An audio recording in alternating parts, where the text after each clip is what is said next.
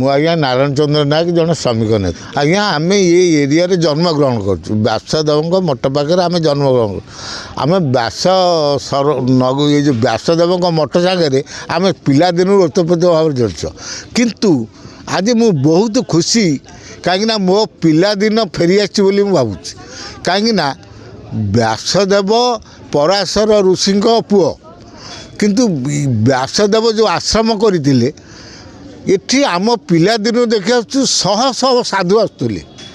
ଯାତ୍ରା ତ ସାଧାରଣ ମେଳା ହେଲେ ଦୋକାନ ବଜାର ହେବ, କିନ୍ତୁ ଏହା ହେଉଛି ସାଧୁସନ୍ତଙ୍କ ମେଳା। ଏଠି କେବଳ ସାଧୁସନ୍ତ। ଆଜ୍ଞା ଆମେ ପିଲାବେଳେ ଯେତେବେଳେ ଆସ ଦେଖୁ ନାଗା ବାବା, କେତେ ପ୍ରକାର ବାବା। ସେତେବେଳେ ଆଜ୍ଞା ପଇସା କିଛି ନଥିଲା, ଆମେ ଘରୁ ସବୁ ଚାଉଳ ଘିତିକି ଆସୁ, ସବୁ ସାଧୁମାନଙ୍କୁ ଦିଉ। ଇଏ ହେଉଛି ସାଧୁ ମେଳା। ବ୍ୟାସଦେବ ସରୋବର ଯେଉଁ ମେଳା ଯେଉଁ ଆଜି କହୁଛ, ଏଠି ବ୍ୟାସଦେବଙ୍କ ମଠ ଥିଲା। ବ୍ୟାସଦେବଙ୍କର ଏଇ ଯେଉଁ ଆମର ଏକାଦଶୀ ଠାରୁ ଅଗିରା ପୂର୍ଣ୍ଣିମା ପର୍ଯ୍ୟନ୍ତ 3 ଦିନ ଚାଲୁଥିଲା। ଏବେ ବଢ଼େଇ ଦିଆଯାଇଛି ଲୋକ ସମାଗମ ଦୃଷ୍ଟିରୁ, କିନ୍ତୁ 3 ଦିନ ହୁଏ। କିନ୍ତୁ ବ୍ୟାସଦେବଙ୍କ ମଠଟା ଥିଲା, ସାଧୁସନ୍ଥ ଏଠି ବହୁତ ଆସନ୍ତି। କେବଳ ସାଧୁଙ୍କ ଇଏ ଥିଲା। ମୁଁ ଆପଣ ମାଧ୍ୟମରେ କହିବାକୁ ଚାହୁଁଛି, ବ୍ୟାସଦେବ ହେଲେ ମହର୍ଷି ପରାଶରଙ୍କ ପୁଅ। ତାଙ୍କ ମାଆଙ୍କ ନାଁ ହେଲା ସତ୍ୟବତୀ। କିନ୍ତୁ ଆଜ୍ଞା ସେଇଟା ଗୋଟେ ଇତିହାସ। ଯେତେବେଳେ ପରାଶର ଋଷି ଦେଖିଲେ ଗୋଟେ ବ୍ରହ୍ମ ମୁହୂର୍ତ୍ତ ଆସିଛି, ସେ ବ୍ରହ୍ମ ମୁହୂର୍ତ୍ତରେ ଯଦି ଗୋଟେ ସନ୍ତାନ ଜନ୍ମ ହୁଏ, ସେ ଜଣେ ମହାପୁରୁଷ ହେବ।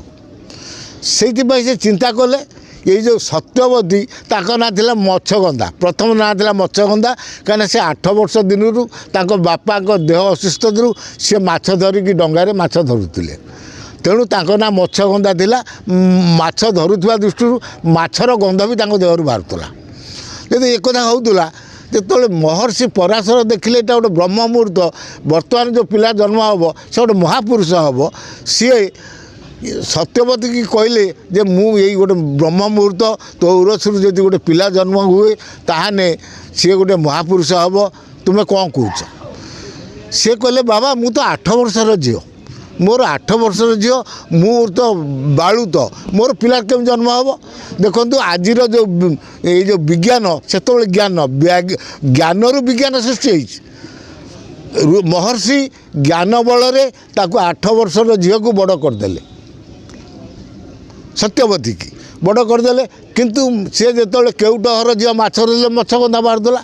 ସେ ମତ୍ସ୍ୟଗନ୍ଧା ପାଇଁ ତାକୁ ମନ୍ତ୍ର ବଳରେ ଯୋଜନ ଗନ୍ଧା କଲେ। ଯୋଜନ ତାଙ୍କର ଗୋଟେ ସୁନ୍ଦର ବାସ୍ନା ବାହାରିବ। ତାପରେ ତାଙ୍କ ନାମ ଦେଲେ ସତ୍ୟବତୀ। ତାଙ୍କରି ଔରସରୁ ଜନ୍ମ ହେଲେ କି ଆମର ବ୍ୟାସଦେବ। ମୁଁ ଏକଥା ଆପଣଙ୍କୁ କହିବାକୁ ଚାହୁଁଛି। ଆଉ ଗୋଟେ କଥା ଦେଖନ୍ତୁ, ଏଇ ଯେଉଁ ବ୍ୟାସ ସରୋବରକୁ ଆପଣ ଆସିଛନ୍ତି, ମୋଟ ଭାଇ ନେଉଛନ୍ତି, ଏ ପାଖ ଚାରିକର ଦେଖନ୍ତୁ ଆଜ୍ଞା, ନେଳିବାରି, ମୁଣ୍ଡୁମାଳେ, ଏଇ ଯେଉଁ ଆମର ଟିକର, ମାଟିକର, ଏ ସବୁ ଚାରିକର ଆଜ୍ଞା ଏଠି ମାଛ ପାଣିର ଜଳାଶୟ ଥିବାରୁ ସବୁ ମାଛ ଧରିବା ପାଇଁ କୈବର୍ତ୍ତ ଜାତି ସଂଖ୍ୟା ବେଶୀ ଥିଲେ। ଆପଣ ଦେଖନ୍ତୁ ନେଳିବାରି, ମାଟିକର, ଟିକର, ଅନ୍ୟାନ୍ୟ ମୁଣ୍ଡୁମାଳେ ସବୁ କେଉଟ ବସ୍ତି ଅଧିକା ଥିଲେ। ମୋର ସେଇଥିପାଇଁ ବିଶ୍ୱାସ ହେଉଛି, ଯେହେତୁ ବ୍ୟାସଦେବଙ୍କ ମାଆ ଜଣେ କୈବର୍ତ୍ତ ଘରର ଝିଅ, ଯେତେବେଳେ ପରାଶର ଋଷି ମଠ କରିଥିଲେ, ସେ କେଉଟ ଲୋକମାନେ ବେଶୀ ଥିଲେ, କେଉଟ ଲୋକମାନଙ୍କ ସାଙ୍ଗରେ ମିଶୁଥିଲେ। ସେ କେଉଟ ଝିଅକୁ ଏଇ ଯେଉଁ ଦ୍ୱାରା ବ୍ୟାସଦେବ ଜନ୍ମ ହେଇଛନ୍ତି। ମୋର ବିଶ୍ୱାସ ଯେ ବ୍ୟାସଦେବଙ୍କର ତ ଦୁନିଆ ମଠ ଅଛି। ସେ ରାଉରକେଲାରେ ଅଛି ମାନ ସରୋବର, ଦୁନିଆ ହିମାଳୟରେ ଅଛି ସରୋବର, କିନ୍ତୁ ବ୍ୟାସଦେବଙ୍କର ଏଇଟା ମଠ ଥିଲା। ମୋର ବିଶ୍ୱାସ ଯେ ଏଇଠି ବ୍ୟାସଦେବ, କାହିଁକିନା ଚାରିକର ଯେତେବେଳେ କେଉଟ ମାନେ କୈବର୍ତ୍ତ ମାନଙ୍କର ବସ୍ତି ଥିଲା, ତେଣୁ ପରାଶର ଋଷିଙ୍କ କତିକି କେଉଟ ଝିଅ ସାଙ୍ଗରେ ଯେତେବେଳେ ସମ୍ପର୍କ ହେଇକି ବ୍ୟାସଦେବ ଜନ୍ମ ହେଲେ, ମୁଁ ଭାବୁଛି ଏଇ ଜାଗାରେ ପରାଶର ଋଷିଙ୍କ ସମ୍ପର୍କରେ ଏଇ ଯେଉଁ ଆସିଥିଲେ କିଏ ମତ୍ସ୍ୟଗନ୍ଧା କି ଏଇ ଯେଉଁ ସତ୍ୟବତୀ, ତାଙ୍କର ଜନ୍ମ ହେଇଥିଲେ। ତେଣୁ ବ୍ୟାସଦେବ ଆମେ ଆଜ୍ଞା ପିଲାବେଳେ ଶୁଣିଛୁ। ଏଇ ଯେଉଁ ଦେଖୁଛନ୍ତି ପାଖରେ ବର୍ତ୍ତମାନ ସରକାର ଯେଉଁ ଗଡ଼ିଆ କରିଛନ୍ତି, এটা ଗୋଟେ ଛୋଟ ଗଡ଼ିଆ ଥିଲା। ଆମେ ଶୁଣିଛୁ, ଦେଖିନୁ, ଶୁଣିଛୁ ଏଠି 7ଟା ବୋଇତ ବୁଡ଼ି ଯାଇଥିଲା। ଏଠି 7ଟା ବୋଇତ ଆଜ୍ଞା ବୁଡ଼ି ଯାଇଥିଲା। ଆମ ପିଲାବେଳେ ଶୁଣିଛୁ ଆମେ ବୟସ୍କ ଲୋକମାନଙ୍କ ଠାରୁ। ଏ ଦେଖୁଛନ୍ତି ଗୁପ୍ତ ଗଙ୍ଗା, ଏ ଯେଉଁ ଗୁପ୍ତ ଗଙ୍ଗା, ଏ ବି ଏଥିରେ ଶାସ୍ତ୍ର ପୁରାଣରେ ବି ଅଛି ଗୁପ୍ତ ଗଙ୍ଗା।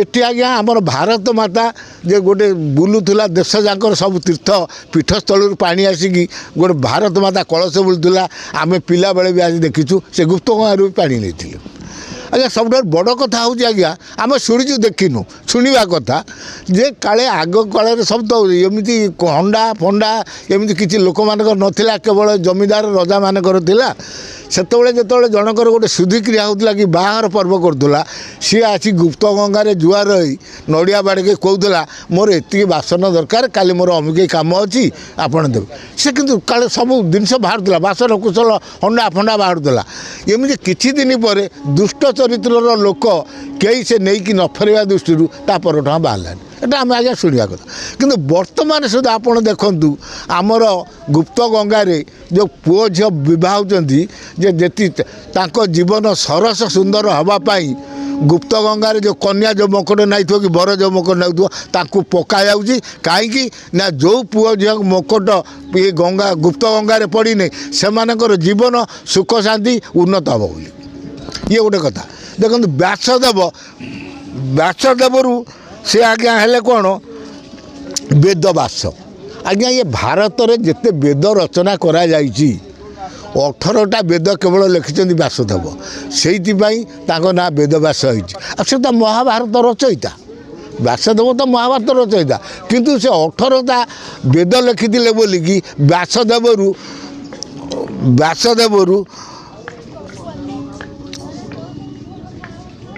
व्यास हेले माने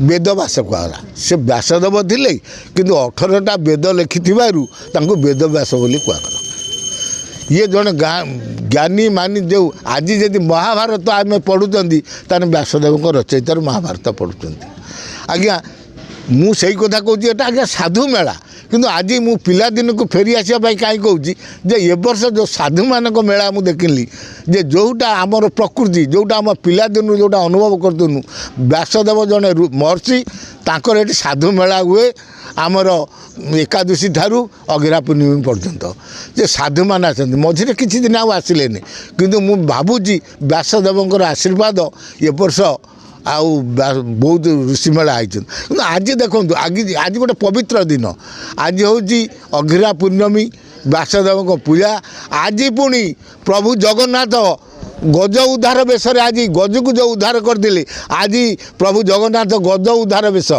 आज गोटे पवित्र दिन आपण मान देखु धर्म सत्य धर्म हूँ केवल भारत में शास्त्र पुराण सब ज्ञान हूँ भारत में ये तो भारतीय माने ये आज वेद व्यास हूँ वाल्मीकि हूँ सब ऋषि मानकर पीठस्थल ज्ञानर पीठ हूँ भारत।